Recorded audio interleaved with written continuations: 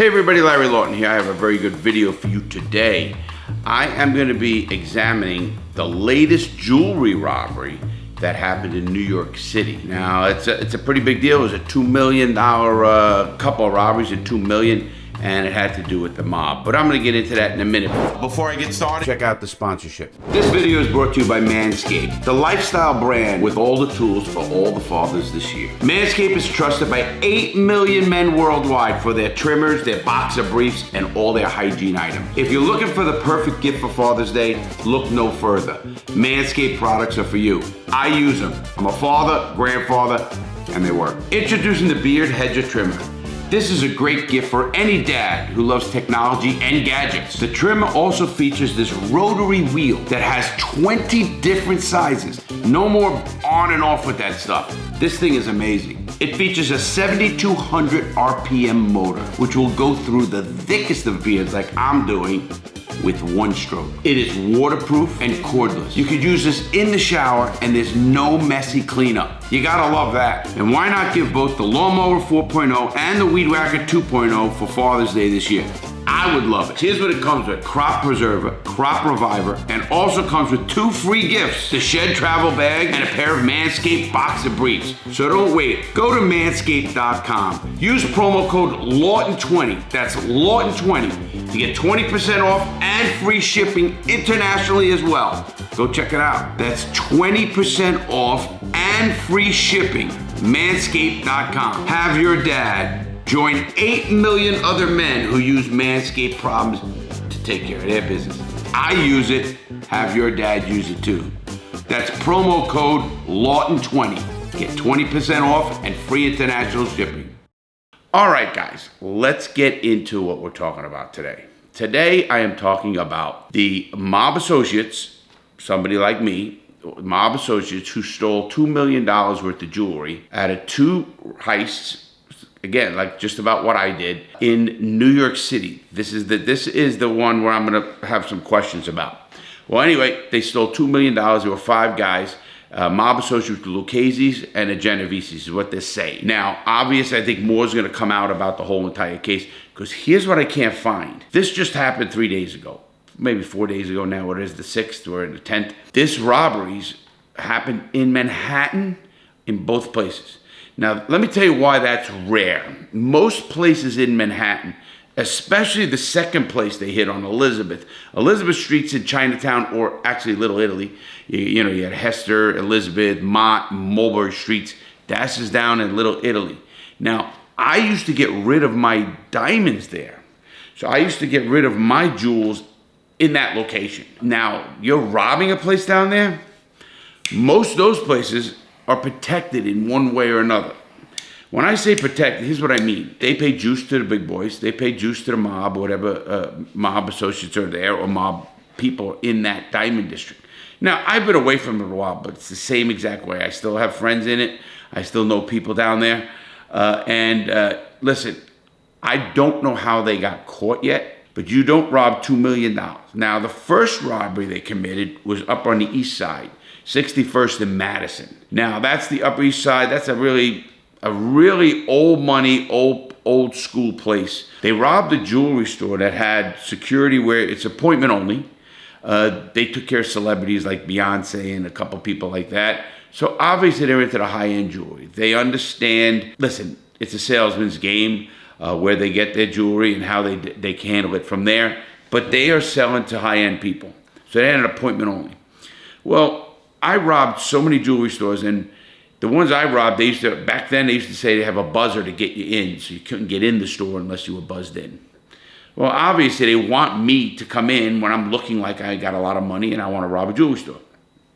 These guys did a twist on that. They blended in to the people in New York City. There's a lot of construction always going on in New York City. So what these guys did is they dressed as construction workers, you know, with the bright orange. So they look like they fit in. So like they're just a regular worker going down there. Well, in the place where they robbed this first jewelry store on Madison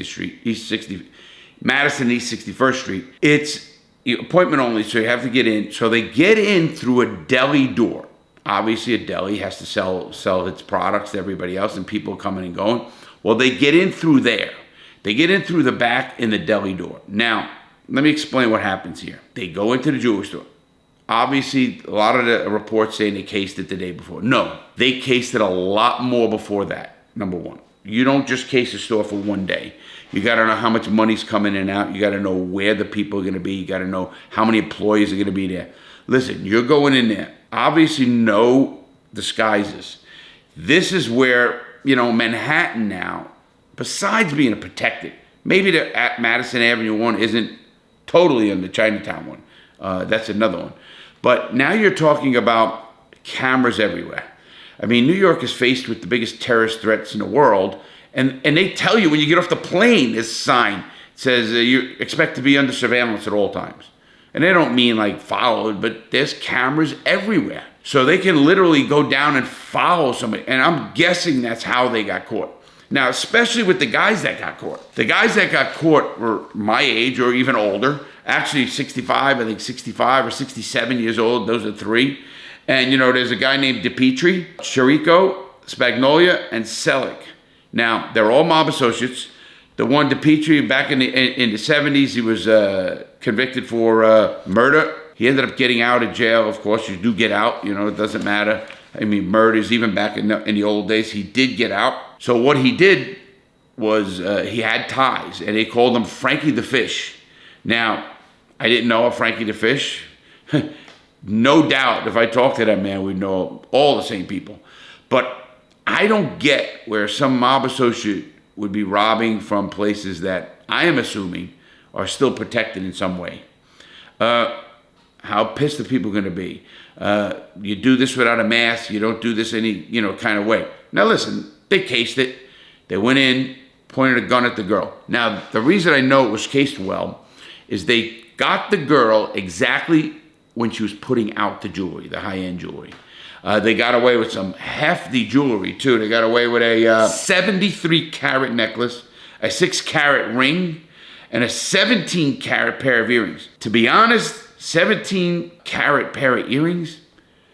Who wears that? I mean, that's got to be the most gaudy shit in the world. I don't know what a 17-carat and how diamonds goes. Obviously, it's high-end jewelry. It would have been broken up because there's no way you could sell a piece like that without being on the radar of everybody. There's not a way in hell you can do that.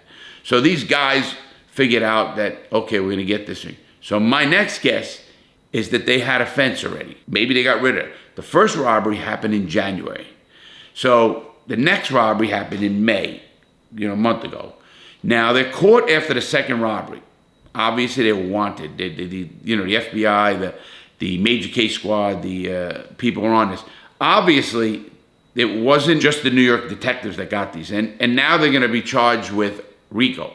Now, is robbing a jewelry store a federal crime? No, it's not. Now, did these jewelers get their diamonds from Antwerp or from another state, from Georgia, or did they fly it into New Jersey? Who knows? Because this is what the feds have figured out already. Now, were they on these guys? These guys were known. Every one of them had rap sheets that are pretty long.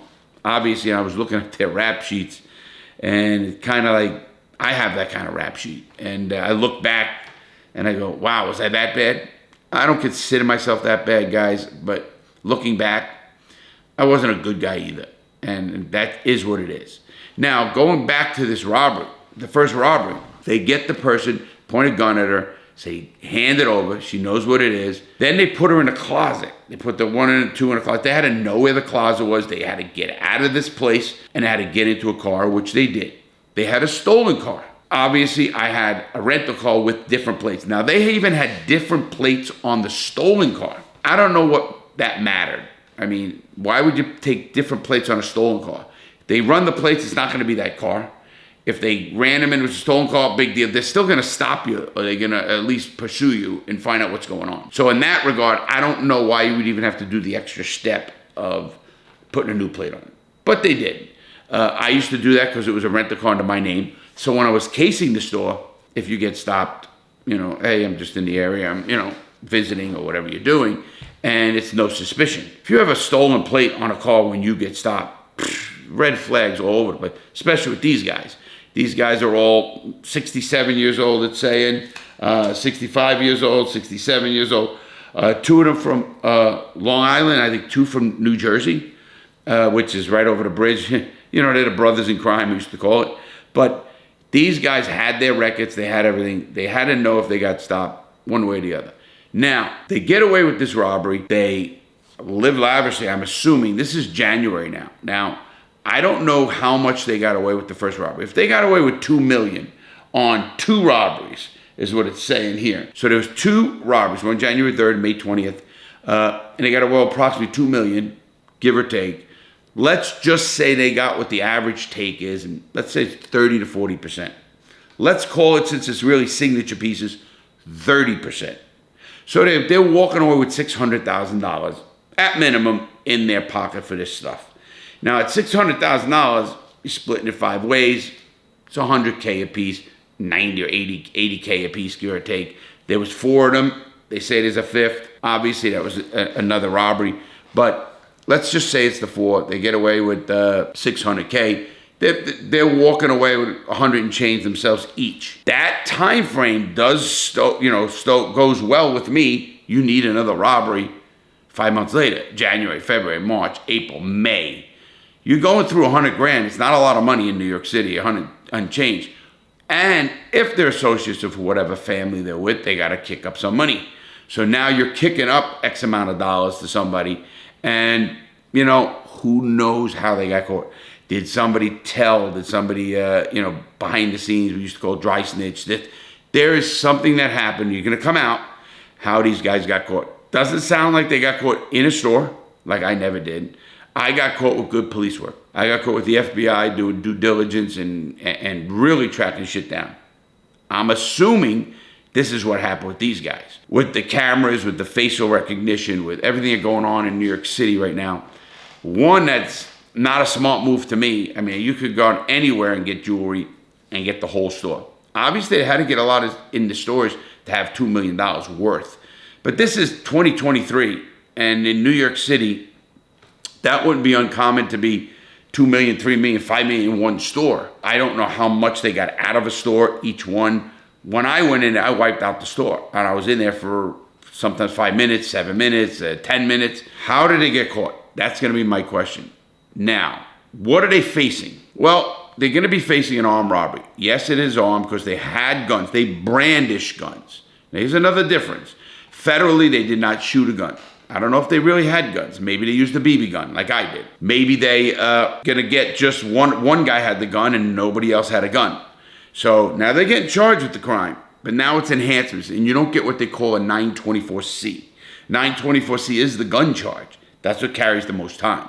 The robbery itself carries time, but not, they're saying up to 20 years. No way. I mean, obviously, if they take a plea, they're not going to catch that. They're going to have guidelines. The guys with records and long records are going to be very high. How that works is on a sentencing guidelines, you have one table of the crimes, one table with the criminal history. And it goes like this, and you meet where it is. Well, these guys with this criminal history out here, and maybe the crime is in the middle, they're going to be way down the end. It's going to be a lot more months, and it's done in months. Now, are they facing 120 months? 144 months, which was my sentence, 160 months, a lot of months in prison, absolutely. With their records and with their age, it's almost to me a life sentence. Now, what's gonna happen from there? Who flips, who wants to give evidence, who wants to give evidence on somebody else, do they kick up money? The feds and New York detectives, they're always looking for that. They're always looking for the next one up. They have to justify their jobs. So how do you justify their job? They justify it by getting to the next guy. I am finding it very, very hard to believe that these guys just did robberies in New York blatantly and didn't give a fuck. That's very rare. You don't see that. And you didn't see it in my day. Now, what's going to happen now? They're going to be indicted. They're going to be investigated. They're going to any other crimes come up. 4 out of the 5 didn't even want bail. Or they accepted the fact that they weren't going to get bail, didn't want a bail hearing. Bad move. You always want a bail hearing. And here's why. When you have a bail hearing, the federal government is going to come by and say why you can't get bail. See, there's only 2 reasons not to get bail. And one of them is a flight risk. I don't know if they're a flight risk. And the other is a threat to the community. I don't see they're a threat to community. They're robbing stores. They're not robbing people. They're not randomly shooting people. No violence involved in any of these robberies. I mean, obviously, pointing a gun at someone's a violent crime, but they're not like pistol whipping people or doing anything of that nature. So why do you want a bail hearing? First of all, if they can't do that, they got to give you a number at least. Whether you can afford it or not is a whole other animal. But you're going to find out what the federal government or what the U.S. Attorney, in this area, the Southern District of New York, U.S. Attorney, what kind of evidence they have to present to keep you in jail. Now, you might not want to even get out of jail because it doesn't mean anything, but at their level and their age, I would want to get out. I'd probably jump. But besides that, you want to find out what the government has. And it could be, hold on, Your Honor, he is a Luchese member. We already have wiretaps of him, talking to the boss or whoever, and then it's going to link and you're going to know more just by that bail hearing. Always have a bail hearing. Whether you win it, lose it, whether you obviously can't afford it or not. Doesn't matter. You want them to have to give you a number, whether it's $1 million bail. And again, the Constitution says you have to be reasonable. Reasonable is a lot less than if you're a billionaire or a millionaire. So, by law, they have to they're supposed to, and New York is pretty good about it, giving them a number. Now, when they get that number, can they make that bail? I don't know. One guy out of the 5 is requesting a bail hearing. And that attorney right there, whoever his attorney is, that's the guy you want. Because he wants to know every little piece of evidence they have. Now, one guy is saying it's not him, it's a mistaken identity because he was under a bridge painting a bridge. Gets $50 an hour and he's painting a bridge. Well, maybe it's true. Maybe they rounded up everybody in one stop. Obviously, they didn't find this man in a jewelry store. I don't know if they found any jewelry paraphernalia on him or with him or around him. He might be an associate, might be a friend of one of these guys, and they just lumped him together. They might do that just to see if he'll rat. I mean, they're playing games, and so are the defense attorneys. Now, 2 defense attorneys are saying, hey, listen, the government's going to have egg on their face. Because if they do find out that these 2 were at work and they have solid alibis for these crimes, they're going to look stupid. And it's going to put everybody else in that case, wow, that case is up for jeopardy. Now, who's the eyewitnesses? Nobody's talking about a mask that they wore. Eyewitness testimony, I never worried about because it is very not reliable. Eyewitness testimony has been proven time over time to be one of the most unreliable forms of evidence a person can have. Obviously, fingerprints, physical evidence is a whole lot harder to refute than an eyewitness testimony. Now, if these 2 guys were, then the other guy's going to be suspect to get out. 2 attorneys are shutting their mouth, letting the other attorneys talk. Not that it means anything, believe me. It's not like, because you said this in the newspaper, you said that we were wrong, we're going to get you harder. That's a joke. That's not going to happen either. So I am of the position that 1, a lot more has got to come out. These guys robbed $2 million. Did they get rid of the first million, let's call it $1.5 million, whatever it was at that robbery? Because the second robbery happened down in Elizabeth Street, which is Chinatown, which is Little Italy. Now, the guy got away, a cop followed him, and they chased him, and the guy bailed. They didn't catch him. What evidence did they get out of the vehicle, if they got any out of that vehicle? What evidence do they have on that robbery, how much that robbery was? Did they get rid of the jewelry from that robbery, and is there a fence involved? There's so many things that I want to know as a guy who, this is my wheelhouse, guys. This is what I did. And I'm still up in the air. If one of these guys, listen, just because the feds arrest you, just because the police arrest you, does not mean you're guilty. Let's get that straight. It could very well be that these guys all hang out at the same social club or a bunch of people. One of them did it, 2 of them did it, and the other guys got roped in because they're partying every night with them and hanging out. That could happen. Who knows? Did a fence tell? Did they get any of the recovered of the jewelry? None of that is out yet. I mean, a lot is not known for a case like this when you arrest someone. You would think the U.S. attorney would come out and say, we recovered X amount of dollars, or, we have more indictments to come, or whatever they say. We're looking deeper into this, and we're going to look up the ladder on this. I'm not hearing any of that, which makes me believe that, 1, these guys can beat this case so far. Other than that, I'm a little bit confused if they are associates, which I'm not saying they're not. The New York detectives say they are. They usually know who's the associates or not. Listen, they knew who I was. So do the New York detectives, the Organized Crime Task Force, the FBI, do they want to go up the chain and see where they can go with it? I hope not, because it's, that happens all the time. A person wants to make a robbery just because they might know someone, hang out at the same club or whatever it is. Everybody gets starting to get looked at. I don't like that. I just don't. I am of the old school. If you catch somebody, convict them. Stop with the conspiracies. Stop with all these crazy laws that you come up with just to get people. Not saying anything on this case is wrong or right yet, but I am saying that this robbery has a lot more to it than what we're being told right now. And I'm looking forward to coming out with it, and I will update everybody on that. With that said, everybody, you guys have a great day. Please stay following us. Please hit the subscribe button. Please pass this on. Support my sponsor, Manscaped. Please support them. That is what keeps me going. YouTube not as much anymore. You guys do. The people, the fans, and the people who support me. Thank you very much. Have a great day, everybody. Stay safe. Don't commit robberies, please. Have a great day. Stay safe, and I'll see you in the next video.